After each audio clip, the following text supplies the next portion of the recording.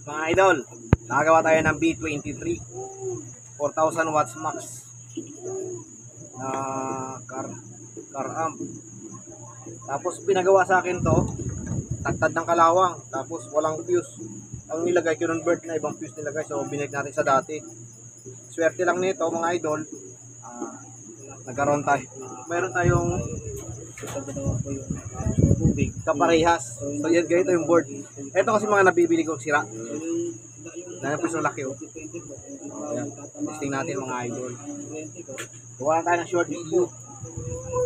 Back. Oh. Tapos sound. Back. 4 channel ito mga idol. B23 MRB F710. Oh, maganda rin tunog.